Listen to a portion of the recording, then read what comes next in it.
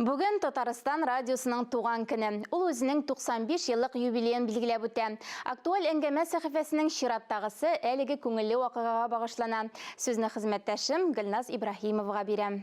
Шушы көннәрдә Татарстан радиосы үзенең 95 еллыгын билгеләп үтә. 1927 елның нәкъ менә шушы көнендә Казан сөйли дигән татар сүзе эфир киңлекләренә чыккан. Бүген Татарстан радиосы дулкыннарында көн дәвамында әлеге вакыйгага багышланган тапшырулар бара.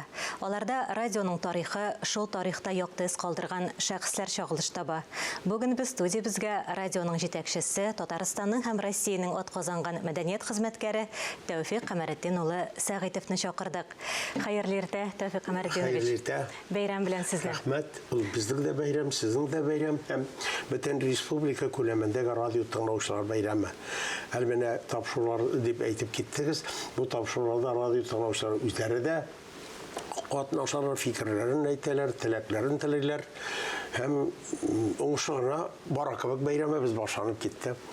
Тәүфик абый, сез инде безнең барыбыз эшендә барлык радио хезмәткәрләре өчен үрнәк булып торасыз. Инде Татарстан радиосы дигәч, әлбәттә Тәүфик Сәгыйтов, инде Тәүфик Сәгыйтов дигәч Татарстан радиосын күз аллыйбыз. Халкыбыз инде Татарстан радиосын нәкъ туган телебезнең сафлыгын саклап калучы, саклап яшәүче радио буларак белә дип әйтсәк тә буладыр. Безнең Татарстан радиосында инде дикторлык мәктәбе дә барлыкка килде. Һәм менә мондый югары бәягә ничек ирешәсез, нинди таләпләр куела? Дикторның җаваплылыгы гаҗәеп зур булган. Гаҗәеп зур булган. Шушы әйтәм бит, Камал апа, Саттар булар, Әминә апа, Сафиуллиналар, Эйлис Хадыровлар бар иде.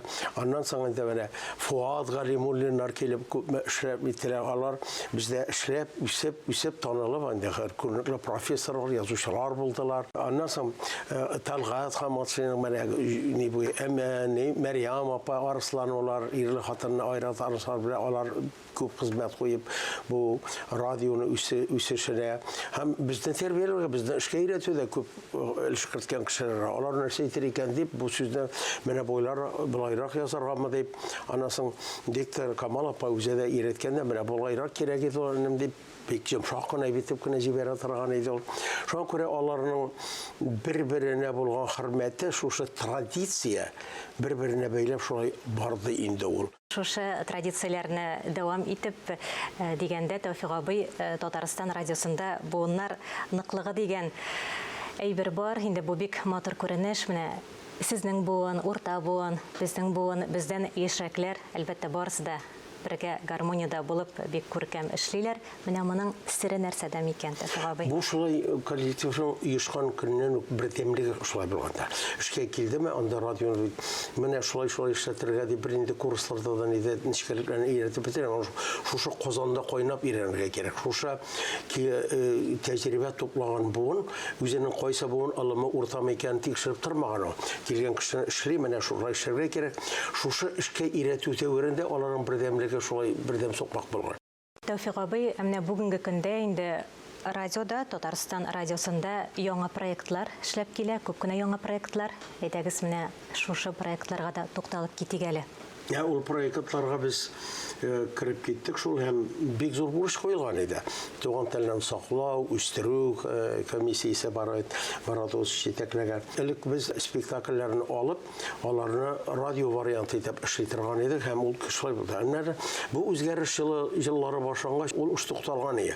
Менә шушы традицияне яңартып җибәрдек без. Шушы комиссияның эшләве ярдәм итте. Менә Галимҗан Ибраһимовның бездә Син Акмаловның җитәкчелегендә иҗат группасы шулай эшләп, менә шуны тулырдык. 6 сериялы зур эш булды инде ул. Аннан соң бездә Раил Садри алында да шушы яшь артистларны, яшь галимнәрне фәнсиярләр клубы итеп, хәзер шушы циклны эшләп ятабыз. Гаҗәеп булай фондыбыз бар, аудиофон, җырлар, бер кая сакланмаган тавышлар бар, зур күренекле язучыларыбызның, бик хөрмәтле кешеләребезнең тавышлары бар. Әйе, һәм инде менә алтын фондны искә алгач, без тәүлек буе эшләүче Татарстан авазы интернет радио станциясендә әйтеп Әйе, менә ул ансада халык радио тыңлаучылар исәбен теләген искә алып, һәм заман таләбе дә. Кая барсам да мин шуны эзлим. Сочида Олимпиада авылында да тыңлап кайттым. Мен районнарда, башка шәһәрләрдә мин күп җиргә яратам үзем. Аннан соң монда классика теге яшәр булса яшә, аерымрак бергә бултап biz ансада халыкның үзенең теләген искә алып оештырылды. Сезне Татарстан радиосының аяклы тарихы дип тә йөртәләр.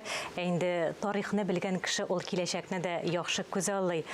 Гомумән алганда радиобызның киләчәген ничек күзаллыйсыз? Үткәнсез бүгенге юк, бүгенсез киләчәк юк. Шуңа күрә алга карап эшләп, аннан соң аны халык үзе тыңлаучылар да ярдәм итә бит. Алар белән аралашып торсаң, гаҗәеп акыллы тәкъдимләр кертүчеләр бар. Һәр вакыт шулай булсын, Тәүфыйк абый, эшегездә. Зордан уңышлар теләп калабыз. Хөрмәтле телевизор караучылар, актуаль әңгәмә сәхифәсендә Татарстан радиосы җитәкчесе Тәүфыйк Сәгыйтов катнашты.